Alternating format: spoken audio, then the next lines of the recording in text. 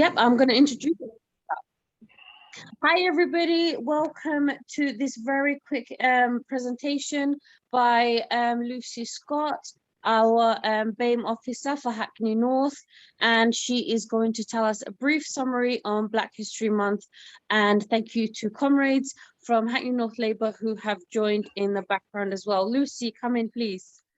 Okay, thanks very much. I just had a quick 5 minutes, so I'm just going to flash straight through, but I will post the PowerPoint. If people want to take time and have a look at the links and delve a bit further, please feel free. So I hope this is accessible to everybody. This is kind of my theme for this year.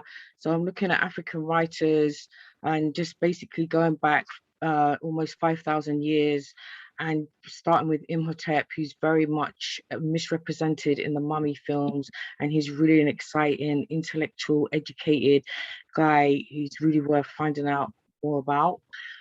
Then also as well, Hatshepsut, a hero of mine. So this is like 2,500 years ago, and Amenemhat was her scribe when she was the king's daughter, but also when she was the pharaoh. So this is just an indicator of writing that goes back thousands of years, and there's a few pictures there to go with that. So what I was going to talk to people about quickly, I did mention this in group as well, was about the mystery around Emilia Bassano Lanier, and it's just been quite mind-blowing to find out a bit more about her. So we often hear about the tawny woman, and so this is Emilia, a Black woman of color. There's much mystery and different ideas around her, but basically this is a Black woman who was around at the time, clearly had a relationship with Shakespeare. And when we see Shakespeare in Love, after finding out a bit more about Emilia, seeing Gwyneth Paltrow playing this part, I feel is a real misrepresentation. So whether or not Emilia was part of Shakespeare's writing and plays and influenced, with her Venetian background, we know there are various Black characters in his plays. Emilia was published in 1611, and she wrote some amazing poetry, particularly from a feminist perspective, questioning the Christian church's perspective around Eve and what happened in the Garden of Eden. But just quickly, as a woman who's very much been misrepresented, often Moroccan is confused with Moor. Venice was, an international interchange. So, there are rumors that she was Venetian, Moroccan, Moor, also of Jewish descent, but she was very much at the heart of arts in London, in Clerkenwell, and is just an amazing woman who, was writing from a feminist perspective in the 17th century. And then just quickly showing a misrepresentation of Queen Charlotte, who was African and Germanic. So we see her shown as a mixed race woman. She was represented as such in Bridgerton, but we also see that she's often very much whitewashed.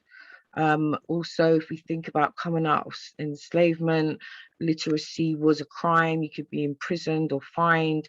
Ida was born in that time and did amazing work, particularly the Red Record. And then J.A. Rogers, amazing self-taught writer who went back and rediscovered our ancient Black history. So that's him. And then we've got Claudia, who's very much part of Stoke Newington, and James Baldwin. So this is just a selection of amazing African writers that I wanted to share with you. So please feel free to have a look at the PowerPoint and have a look at some of the links and discover more. And if you knew already, I just wanted to share that with people. So thank you for that. Thank you very much, Lucie. And I'm so sorry for the dramatic Somali shout in the background. I didn't know I was not muted. And So just very briefly before I let you go, Black History Month is coming to an end in a few days, and the historical background that you just went through with us is really important. Can you please just give us rough summary of, in your views, how Black History Month this month with the theme of Proud to Be has been, and any reminders of that you would like comrades who are watching later on, and just in general people who are watching later on, to have about what Black History Month key lessons that you would like them to take away? Oh, way too much information. Sorry. Okay. So, I mean, like that was a theme for me this year, and I've been showing that at school and in various other places. I think it is important to make the most of the opportunity in October to kind of really delve deep back in and revisit a lot of our history that's been lost. But obviously, I think that, this shouldn't be just a month. For myself, I feel that, Hackney always puts on an amazing program, and there's, always that commitment to honoring our celebration of now, and the fortitude and struggle that people have gone through. But obviously we shouldn't have to claim it back in the way that we do. But it is October and we still have to do these things. So hopefully through the work that's happening in Hackney and through the NEU and other Black educators and other allies, we can develop and progress in, really decolonizing the curriculum, so that these things are at the heart of, what education and knowledge of our history and our past is about, instead of having to kind of say, oh my God, why are they still making major Hollywood movies that still misrepresent us and whitewash history? So yeah, but also as well, Hackney's got an amazing history of its own. It's really worth visiting the Hackney Museum. I'm excited to check out what's going on at Abbey Park. We had a visitor from the Equiano Society at our EMF meeting, which is, doing some amazing work with our own Black history in Hackney. So yeah, that's more than my 5 minutes worth, but yeah, that was the contribution I was going to give out, and hopefully people can catch up with our little shot now. I'm going to stop Thank you recording. so Thank much. you so much, Yeah, just Deborah, very for letting me quickly do before you that. go, just very quickly before you go, in our in AGM now in Hackney North, our MP Diane Abbott spoke about a very serious, concerning threat that she has received, and you wrote a very powerful emergency motion as well, which unfortunately wasn't accepted into the meeting, but we have passed it on to all branch secretaries for the ward meetings next on November, when it comes to everyone. I just wanted you to very briefly just kind of mention the serious nature of the attack that our own MP receives as a Black woman in politics, in light of the very serious threat that's a lot of MPs and a lot of people in politics are facing recently. What would you have something to add just onto that, and a solidarity to Diane as well? And like, we all shared the concern, and the ultimate, just how worrying that was, that she faced that threat from someone who lives in Hackney. Yeah, I think it was totally shocking to hear what Diane did have to say. And yeah, it was disappointing that the motion that came wasn't deemed an emergency, but I think it still does raise some very important issues that need to be brought to the attention of the Labour Party, and specifically, like, we know the statistics. Diane gets more than everyone else put together. This has been ongoing for way too long, and for it to have escalated to such, like, terrifying proportions, like, solidarity, and definitely, like, in our prayers, Diane, like, to keep safe.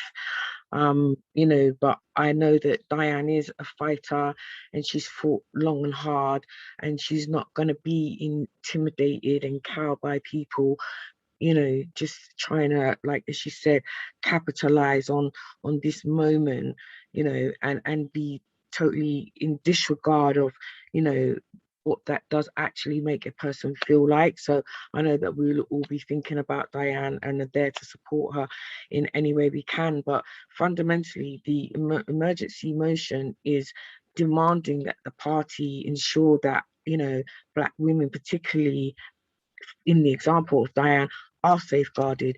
I personally think it's absolutely shocking that the behavior that she's faced has been gone unchallenged for so long without the mainstream of the party being able to call it out, being able to see misogyny for what it is, and being able to tackle and challenge it and ensure that all MPs should feel safe.